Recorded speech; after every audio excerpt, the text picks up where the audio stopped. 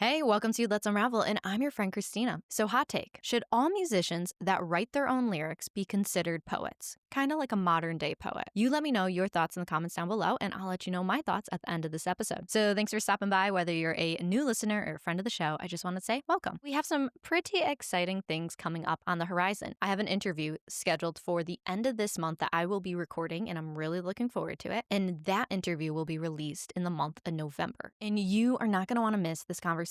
So if you want to make sure that you're not going to miss that episode, make sure that you are subscribed on YouTube at Let's Unravel Pod, and make sure you're following along on Apple Podcasts or Spotify, wherever you might be listening. And of course, if you want to see short little snippets of the show or any new announcements that come up along the way, make sure you're connecting with us at Let's Unravel Pod on Instagram and TikTok. We have tons of exciting things over there and just short clips of the show. And you are not going to want to miss a thing. So head on over there now. So let's move into our favorite topic here at Let's Unravel, Win of the Week. So my favorite thing about fall is usually it launches all these new TV shows on network television, or it brings back some of your favorites. A perfect example of a TV show that is coming back is Abbott Elementary. I have to say, I have watched this show since the very first season, back when it first started airing, and I just really fell in love with it. The writing, the characters. From season one, it felt like a great comfort show, and they just started their newest season. So let me know if you are watching Abbott Elementary in the comments down below, or let me know if there's any new series that I need to check out. All right, let's move into our topic of the week. So what is our topic this week? What are we unraveling today? Let's unravel knowing your season. So this might seem like a bit of an odd title, and I will elaborate, I promise. But I will say knowing your season actually has to do with some advice that I had gotten. So I had first gotten this advice when I was somewhere between like high school age to my early 20s. So somewhere between like 18 and like, I don't know, maybe 22. And someone had told me it's best to know what season of life you're in. And they had elaborated and said knowing where you're at will help determine the best like strategies for this season. So I'm going to let you in on a little bit of a secret. I've never really been good at knowing what season I'm in. Now, I think in a lot of ways I never gave it much thought, even though yes, I was given this advice at a very early point in my life. But I will say when you're 20, you have certain expectations, and we've talked about this before on the podcast. But one of the biggest things I would say that has always weighed on me is always the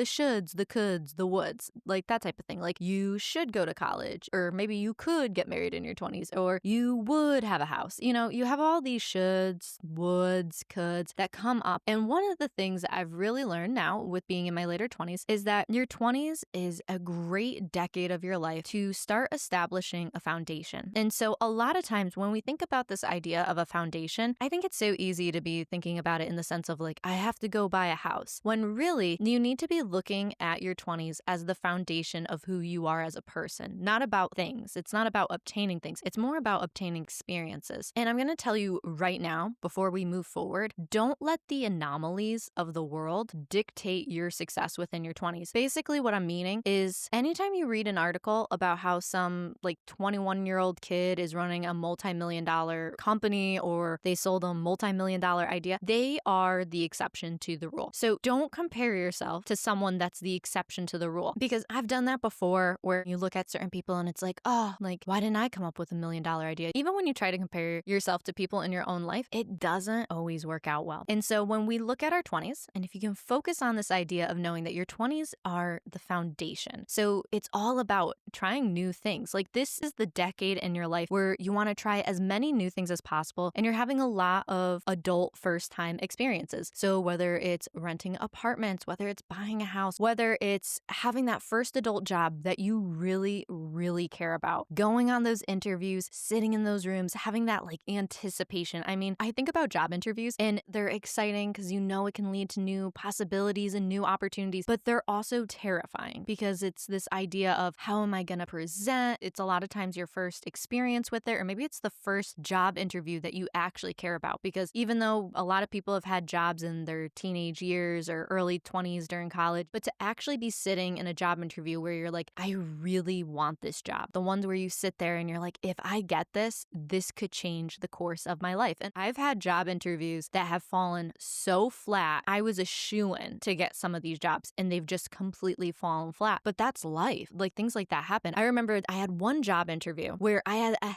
head of a department saying, we want this girl to come in. And it was an entry-level position. This wasn't a prestigious position a lot of people were fighting for. This was just an entry-level position, which there are always people fighting for those positions. positions as well, but it wasn't the same kind of like high stakes as maybe like a head of a department type of role. So I was interviewing for one of these entry-level positions, and I remember talking to like my sister and my brother-in-law, and they're like, oh, you're a shoo-in for this. Like the head of this department has recommended and saying like, this is who we want to hire, and now you're just going to go have an interview with HR. You got this in the bag. And I remember I had a phone call with HR, and there's just times when you're in an interview and you just know they don't want to hire you. I just remember this HR lady, she would ask me a lot of different questions. By the time I'd gotten off the phone and I had talked to my sister and my brother-in-law, and they were like, well, what did you respond to some of these questions? And I would tell them exactly what my answer was. And they both were like, that's a phenomenal answer. And once again, I've had family members that have worked in corporate. So when I would tell different people like, yeah, I had this meeting with HR and this is what I said, they're like, there's honestly no reason why you shouldn't have gotten that job. And finally, the nail in the coffin of the interview is they had said, do you know where this position is? So I said what town the position was going to be in. They're like, no, it's not in that town. It's actually going to be in this town and you're about an hour away. So it doesn't really make sense for you to have this role. Would you still be interested? And I was so flabbergasted because the role I had applied for was in fact in the town that I stated. And the person that was referring me was the person whose team I was going to be on. It was just one of those moments where you're caught off guard and you're like, oh, okay. And it was just like, it's not going to be a great fit. And it just totally fell flat. I've had moments and I've had interviews where I've sat with people and they're just like, no. So it didn't matter how well I performed. It wasn't for me. And that is the thing about your 20s. But I will say, having been on both sides, having been the person that has interviewed for positions and being the person to conduct the interview, I will say you feel like an anticipation on both ends. You wouldn't necessarily think that when you're the person conducting the interview because you have all the power. You decide if this person is going to join your team or join the organization. But really, when you've never conducted interviews before, it's still a first experience for you. I remember the very first time I conducted an interview, I was more nervous than the person interviewing. And it was just funny because when I conducted my very first interview, I was working at a retail store. So it wasn't the same type of pressure as working within a corporate company. But I remember just being so nervous that my hands were shaking. So I would keep hiding my hands under the desk or I'd try to like hold a pen or something. But once again, it's all about having firsts. That's what your 20s are. And by the time you get to the end of your 20s and you've started to experience a lot of those firsts, it's amazing how the things that once rattled you, they don't rattle you anymore because you've already experienced them. So you know how to progress forward. If you want to know an overarching theme in your 20s, it's that you're experiencing everything for the first time. And another great thing that you're going to experience in your 20s is this concept of trying to find yourself. I mean, you spend your life trying to find yourself because you evolve so much over life. Who you are in your teenage years isn't who you are in your 20s. It's amazing how often I'll talk to friends, and if we ever randomly talk about our high school experiences, a lot of people will be like, oh gosh, I did not like who I was in high school. It's really because of going back to you're learning yourself. You grow more confidence in your 20s. It's just kind of inevitable. One of the things I've been trying to work on is changing the way I talk about things, wanting to be a little bit more optimistic, wanting to be a little bit more hopeful. And it's funny because the very first episode of Let's Unravel, I said, your 20s, they suck. But the reason why I said that is I wanted everybody to feel the relief that I felt the first time I heard that phrase, that they said, yeah, your 20s suck. You're doing a lot of jobs that you hate. You're putting in the grunt work for a lot of things. And it's true because it's your foundational years. It's your foundation decade. And so even going back to this idea of when you look at your friends, peers, family members, all these different things, and there was nothing weirder than when you graduate high school and your friends are graduating college and next thing you know, you're 25 and you look around and there's some people that have been married and they have kids. And then you have other people who are massively successful in their careers. And you can't compare yourself to other people because ultimately everybody's taking a different route to get to the different destination that they're looking for. It's funny because I'm the youngest of three. And so I have an older sister and I have an older brother and they're both significantly older than me. And I remember when I had gotten into my 20s and I used to kind of compare myself because my sister is about 10 years older than me and my brother's about 8 years older than me. So when I was in my 20s, I'm like, okay, what was my sister doing? Okay, what was my brother doing? And it was easy to start looking and comparing like, oh my God, I got to speed this up. I have to put more effort here. Why am I falling behind here? And then somewhere around like 25, you start to realize, okay, my life is not going to look the way that my brothers or my sisters did. There's nothing wrong with that. We have different goals and desires. And that was something that was even cool because when I had gotten to have a conversation with my sister and realizing what her aspirations in life were and realizing what my aspirations or goals goals were vastly different. So this is why our life would look different. When you're growing and building a foundation in your 20s, some of the things that you're going to learn is that as you want to have certain aspirations, you have to say yes to certain things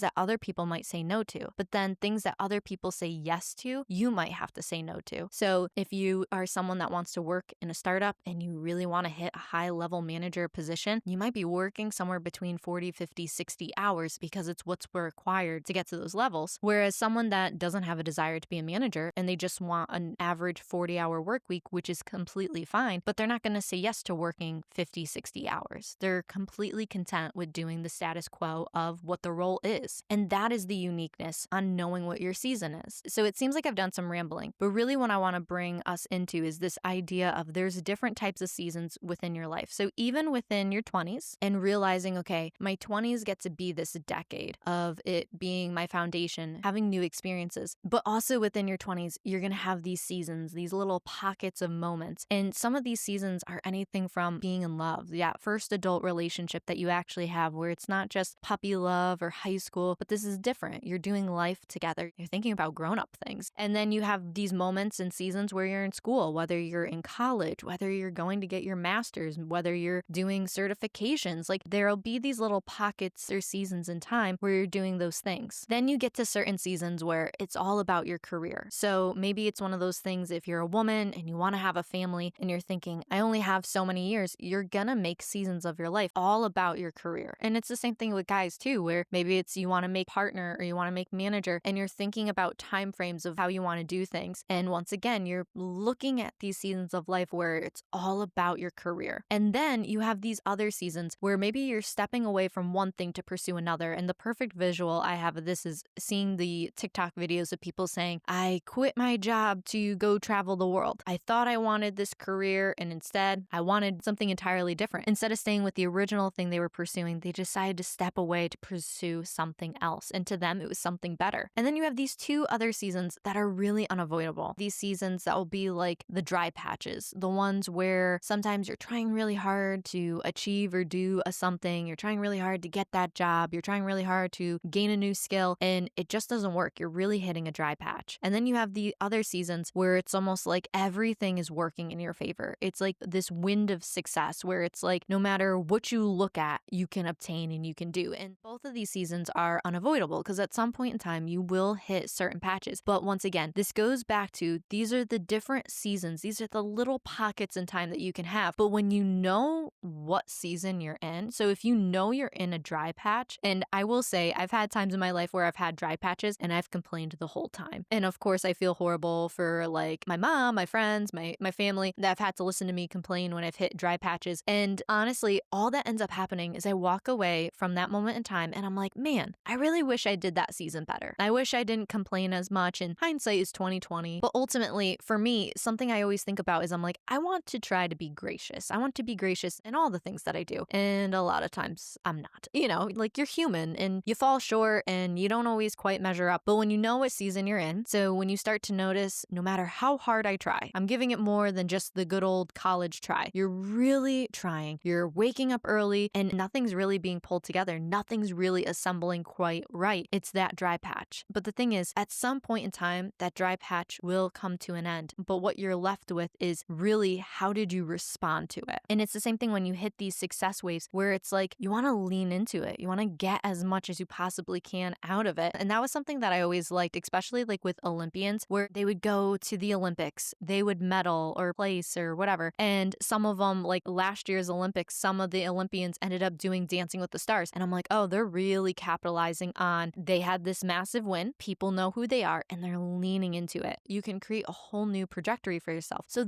that's why it's so important that you want to know what season of life you're in, because when you know where you're at, you can actually make a more educated decision on how you're going to proceed forward. And so I told you at the beginning of this episode, I was never really good at knowing what season of life I was in. Honestly, I usually figured out what season of life I was in after like a lot of kicking and screaming. And I was like, why is this not working out for me? Usually I'm at this point of exhaustion. What then happens is I realize what season I'm in, where I realize maybe this is a growth season. Maybe this is a season where it's a rough patch or something like that. And what ends up happening is I make no space for myself because I haven't been kind to myself. I've overworked myself and I've had really bad self-talk where I'm just like, Christina, you're the worst. If we're honest, we all have days like that where we put ourselves down, we don't think we're measuring up, and it just becomes a whole mess. But it makes me think of this one quote, and it goes, be aware of what season you are in and give yourself the grace to be there, from Kristen Dalton. And I love that. Just be aware of what season you're in and give yourself the grace to be there. I mean, that's perfect because I don't seem to give myself grace, honestly, ever. This is one of those moments where you can change the game. Learn from my mistakes. Give yourself some grace. So I've talked in previous episodes about how I didn't go to college. My life looked very different in my early 20s than a lot of my friends and my family members. And I come from a big family, so I have a lot of cousins that are around the same age as me. And I remember when a lot of my friends and cousins were graduating about 22, 23, and they were coming home and they were acclimating back to life because if they had gone away to school, they come back home and all of a sudden it's like they're going through this transition period of, okay, I'm used to what my life looked like when I was at school. Now I'm at home. Now it looks different and everything really shifts. And I remember talking to friends and to family members and they're like, yeah, I'm kind of having a hard time shifting back. And I was starting to realize I never really had that problem. But what I had realized is 4 years earlier, when I graduated high school and I was 18 and everyone was going to college, I had started to go through that transition 4 years earlier. So by the time I was about 19 and 20 and all of the people I had friends with, even if they were underclassmen, had all graduated, gone to college. And all of a sudden I realized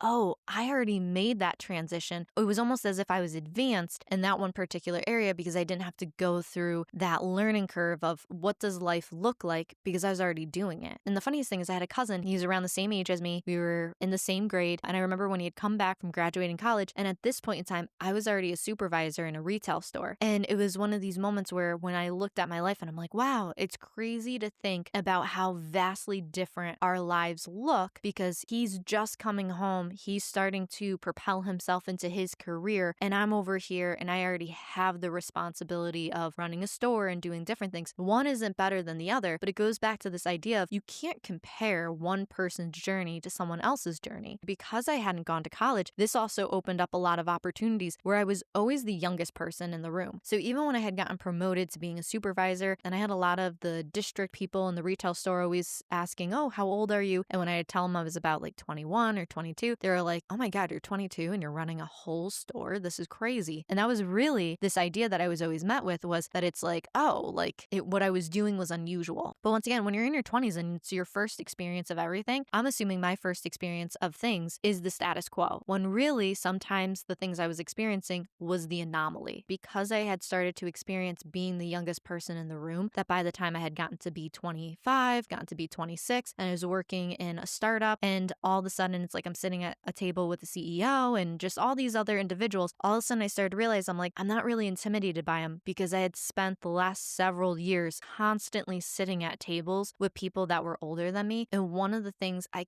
constantly learned was they're just people. So what's intimidating about them is their titles. But when you got to know them on a human level, they're just a person. And that was the thing that actually made it so much more fun to talk to them about. Because as much as they want to talk about work, they actually don't. They actually just want to make a connection with you as an individual. And that's why a lot of times it's the people that have a real relationship with other people get other opportunities, because it's not always really about oh, they just want to use me to get ahead. And that was a whole tangent. Going back to this idea of seasons, let's actually look at our natural seasons.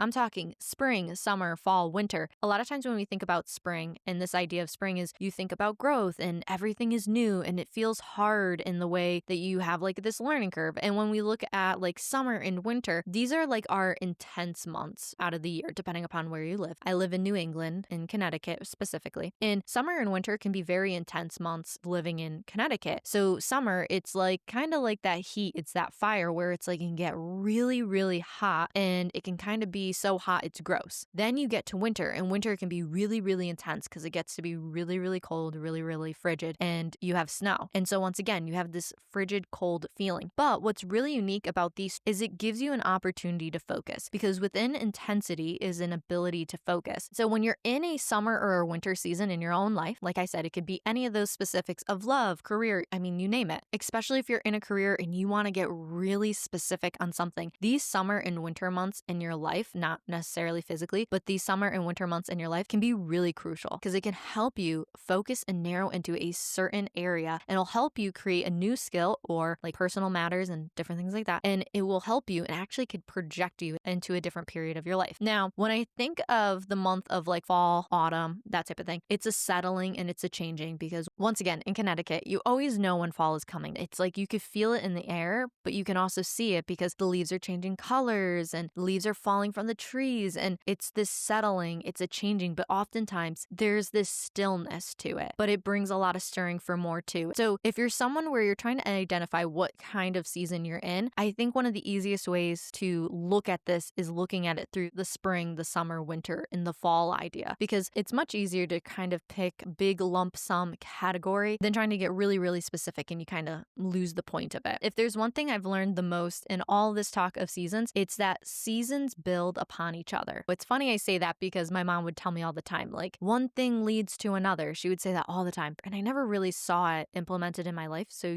because you don't see it, you kind of don't believe it. When I was working in a retail store, there was one thing I had to do every single night when I closed. And it was you had to reconcile the drawers. So you had to make sure like all the money was there, it was all accounted for. And when I had finished working in a retail store, eventually landed my job in a startup, one of the projects that we had within our international department was they needed to create a reconciliation process. One of the managers had created this reconciliation process. And I remember by the time it had gotten to me that I was going to be the person that was going to document and really sign off on all these reconciliations. And I just needed to be aware of the process. And so one of the assistants happened to be sitting in on the call and he was slowly learning the process. And I remember as soon as the manager had just started talking like a mile a minute about what this whole process was going to look like. The funniest thing is we're all on like a Zoom call. And I remember looking to the assistant and like he looked overwhelmed based on just how this manager was expressing it. And it was so funny because at the end of the meeting, the manager looks at me and he goes, "So do you have any questions?" One of the best practices I've learned is when you are talking to someone about starting a new process or you want to make sure you are really genuinely understanding when someone's teaching you something new, if you can give a 30-second little spark note like overview of what they just told you, then you don't have to wonder if you actually retained what they told you. And so in that moment, he goes, "Do you have any questions?" And I just said no. And I just did a 30-second like, "You're going to do this, this, this, and this. And if I'm wrong, let me know." And he goes, "No, you got it down." And I remember just the look of shock on that assistant because it was like, he just threw all of this at you for the last like 30 to 45 minutes and you completely understand what he was saying. But what that assistant didn't know is because I had experience doing all of the reconciliations at this retail store, I knew how reconciliations worked. When he was telling me his whole process, I already knew the principles. That's the most important thing to gain out of these little pocket of seasons is to understand the principles of what those seasons are teaching you. When you take the principles from those seasons that you learn, it's the principles that actually give you the structure. So it doesn't really matter what the example or the actual problem is. You already know how it's going to be solved. As we've talked about seasons, and I don't think we can talk about seasons of life and just experiencing new things without talking about music. Because if there's one thing that I feel like that can bring you back to a moment in time better than anything else, it's music. I have to say there is one song in particular, this one particular artist, Olivia Rodrigo, when she wrote and put out the song Driver's License, it was amazing to see the reaction people had. But the reason why is because when you first play the song, the very first thing you hear, it's not music and it's not her singing. You hear the sound of a car, how she's opening the door, how she's turning the car on, turning the engine. You hear the ringing of the car having just been turned on. And it's funny because anybody that's driven a car that's not really like one of those fancy newer cars, but more of like an older car, it's a sound and it's a feeling that like can stir up so many memories. And I remember hearing that song for the first time and it was like, oh my God, I feel like I just got my driver's license for the first time. Now she goes through the storytelling of like this major relationship in her life. And it's just like, I'm right there with you. And that's a beauty about music and the beauty of storytelling is like someone like Olivia Rodrigo, she captured this moment in time. And what's so generous about this idea of music is how it can then go back to us. So I never wrote driver's license, but when she puts it out, it's almost like, wow, like I'm getting so many flashbacks of driving in my car when I first got my driver's license, the excitement, the adrenaline, the feeling of freedom, like it was unmatched to anything I'd ever felt before. It was a first. And of course, we can't talk about music and we can't talk about going through different seasons within life without talking about Taylor Swift. Now, Now, of course, Taylor Swift has put out her newest album, Life of a Showgirl. I have listened to the album a couple times, and if I'm being honest, it wasn't my favorite. It was a little lackluster. Now, I had listened to it a couple of times just as is, and then I had decided to really I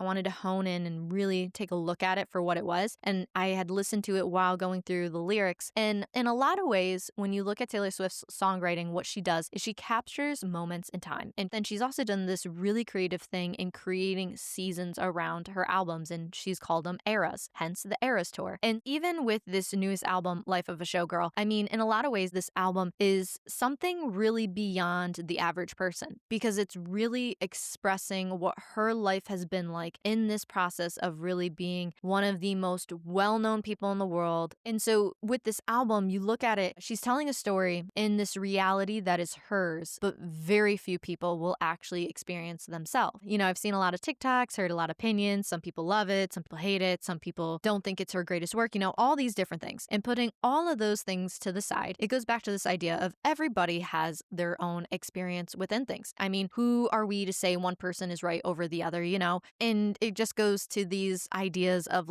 gray zones. And I'm not going to dive too deep into it. But with her album here, I think when you start to look at some of these songs, you know, you look at these songs like Elizabeth Taylor, it's so unique because you look at that song, she's really pulling a lot of history from Elizabeth Taylor, like her life. If you really want to understand the song to the full depth that it is, you would have to have some general idea of who Elizabeth Taylor was. She's pulling restaurants, hotels, all these different names of things, and you don't get a full view of the picture that Taylor's actually painting until you know those things. But one thing in particular, when I look at the song Eldest Daughter, is I like that you can see Taylor's perception on something has changed. So there's this line within Eldest Daughter, it goes, "When I said I don't believe in marriage, that was a lie." And I think that's something that's really interesting because once again, if you stop and you look at Taylor Swift, you look at her music catalog, you look at Life of a Showgirl, and in a lot of ways, she's poured so much of who she is into these albums. When you look at her firsthand experience on some of these things, you think about the song The Man, and she's expressing exactly her experience through that whole thing. And then you get to this moment in time with Eldest Daughter when she's saying how she didn't necessarily believe in marriage, and then she was like, well, that was a lie. And I love where there's a perception change because that's life, where even in this moment where it's in her late 20s, early 30s, it's you know what, maybe I'm not cut out for marriage, maybe it's not something for me. And then all of a sudden, it's amazing how when you meet the right person or things change in your life where you think you're not necessarily cut out for something, and then all of a sudden, it's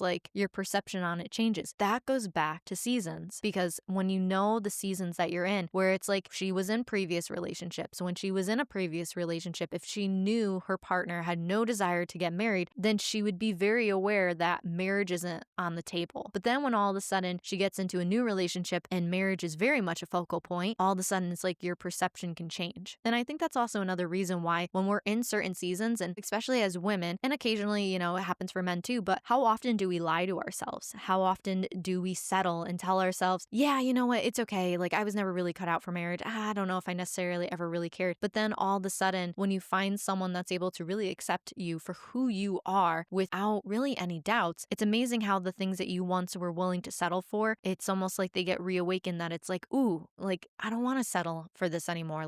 I want to have the career, or I want to have the family, or you fill in the blank. And it's just one of those really unique moments. And so with talking about Taylor and going back to her just releasing this album, Life of a Showgirl, and putting aside the idea of who likes it, who doesn't like it, I want to acknowledge something that Taylor has done really well is she has been able to really mark this time in history. And it's something I feel she acknowledges on her newest album, where we're not getting rid of Taylor Swift. She has been permanently marked in history. She is like Elizabeth Taylor. She is going to be someone that is looked at and referenced in her dating history and everything. She is cemented in time in this moment. I really do believe that. And the way that she has been able to do that is she has reframed people's mind. I mean, people call her the music industry. In a lot of ways, I think that's correct when they say she is the music industry. And the reason why I'm saying this is look at her newest album. Look at some of her previous albums. They may not have been the best albums, but they're absolutely killing it on the charts. They're killing it in making money. And why is all of this? It's because Taylor Swift has always been really good at knowing her seasons. And she's known when to put herself out there, when to be in the limelight. And she's also known when to pull herself back. I mean, a perfect example is you think about her whole reputation isolation era where she, in her documentary, said, I made sure no one saw me for a full year. She knows her seasons. She knows when she should be present and she knows when she needs to be pulled back. And that to me is the reason why she has cemented herself in time so well, is she is very aware of the seasons of life. Like she knew when she was having a dry patch, when everything was coming out with Kim Kardashian and Kanye West and she went underground and you didn't see her. She knew that was a dry patch for her. And then she had her resurgence, and even through COVID, putting out Folklore and Evermore, and it really gave her this success wind where it really pushed her out forward, and she knows how to capitalize on that. I mean, you think about the Eras tour and you really look at all these different areas of life. She's really good at knowing what season she's in. And just as like a fun little caveat, I've never been one to use ChatGPT a lot, and just recently I've used it for like a couple questions here and there because I've kind of just been curious. So for the heck of it, I had asked ChatGPT to give a quick breakdown of her different albums, and if you were gonna put them in seasons, how they would correlate. And I think this is really cool. Let's start with fall. So ChatGPT refers to fall as being about reflection, nostalgia, and complexity. So it filed Red and Evermore under fall. And then for winter, ChatGPT calls winter isolation, introspection, and stillness. And so they filed Folklore and Reputation under winter. For spring, ChatGPT said it's rebirth, hope, softness, and growth. So it's filed Taylor Swift, her debut album, and Lover under spring. And then for summer, ChatGPT referred to it as freedom, warmth, youth, intensity, and has filed 1989 and Speak Now under summer albums. But then what ChatGPT did is it created a whole nother category, and it was called transitional or multi-seasonal. And that's where it filed Fearless down, where it said it could kind of be between spring into summer. And they added it's about capturing both sweet innocence and bold dreams. When you look at Midnights, it has themes of insomnia, so fame, regret, glamour. And then you look at the Tortured Poets department, and it was about grief turning into rebirth, lyrically heavy, but with glimpses of warmth. And so even with that ChatGPT prompt, I do think it's really cool how Taylor has been able to categorize these feelings. And in a lot of ways, these feelings have fallen into different seasons of life. And even the fact how she's really renamed the idea of seasons into eras. It's eras of her life. It's these moments of time that she's been able to capture. And really, she's rebranded the whole concept of seasons, which once again, it's such an ingenious way. And so that's where in a lot of ways, you may not like her newest album. You may not like her. You might not like what she does or any of it, but you do have to give her props for her savviness, where she sees a bigger picture in just how elaborate she is, how far she's willing to go to really build out this picture. So to move away from Taylor Swift and to move into a movie reference, a perfect movie I think about is How Harry Met Sally, because I feel like so many people talk about this movie, especially in fall, because it feels like a very fall movie. So in this movie, you see time passing. You see fall in New York, which is one of my favorite things. And in the movie, you not only see the actual natural seasons pass, but you actually see these individuals in their life. You see them when they first get to New York. You see them when they haven't seen each other in a long time and they reconnect. You see when each lead character is dating someone else. You see them in their career and just all these different natural events that happen in life. Before you ever get to the point where it's like, will they, won't they get together? You see them living their life, whether it's a small amount of time that's passed or whether it's a large amount of time that's passed. You get to very easily see these different seasons of life. In this particular story, it's this overarching season of love and friendship and just so many other things that go along with it. And so, like I said, I thought that was a really beautiful representation of just these moments that we have in our life, these seasons. It's movies, it's TV shows, it's music. They can capture moments in time. And it's amazing how when you watch these things, they can bring you back. So wrapping up this whole concept of just knowing your season, I heard a great entrepreneur say, in your 20s, learn on someone else's dollar. So if you have a dream of running a company or working within an organization and you need maybe additional education routes or certain certification, or maybe you want a master's, it's best to utilize the time in your 20s to go after those things, especially if you're working within a company that is willing to pay for your certifications or any additional education. It's a great opportunity, like the entrepreneur said, learn on someone else's dollar. This way, it's almost like you build more momentum for yourself. I will say every experience you have in your 20s is so important, and you can utilize all these opportunities because even if you have a crappy job that you hate, you can learn these are all the different ways I don't want to manage people. This is exactly how I won't lead a team, because at the end of the day,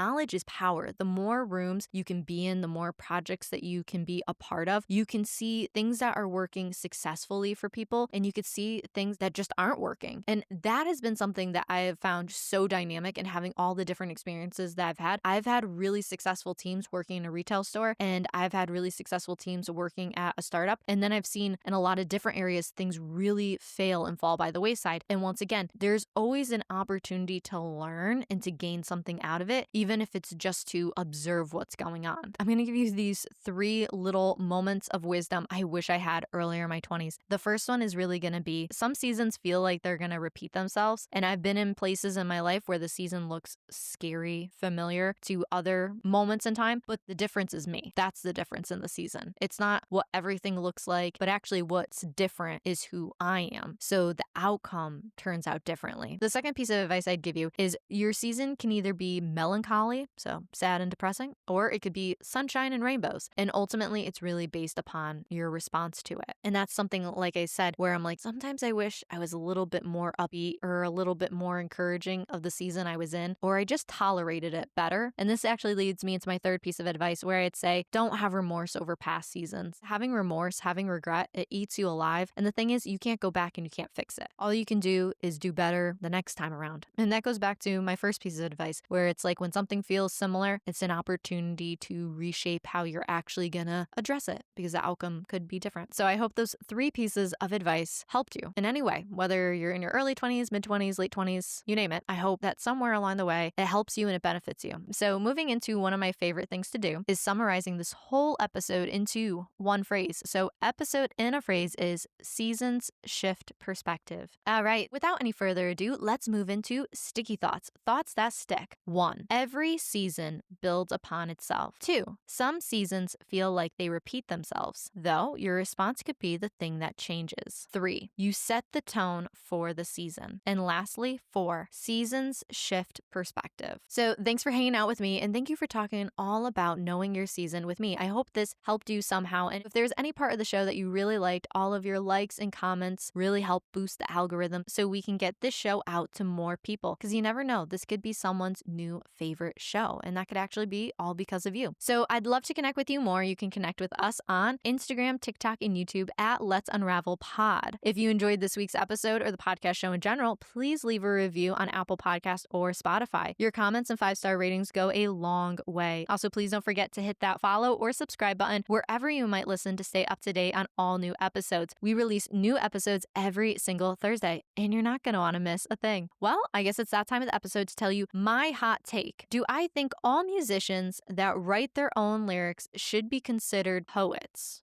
Like a modern day poet. I would say the musicians that are involved in a majority of the writing of their album, it's not just like 1 or 2 songs, but it's a majority of the album. I would say those musicians have grounds for being considered modern day poets. I don't know, just what I think. Let me know your thoughts in the comments down below. Well, that's all. I'll see you soon. Bye.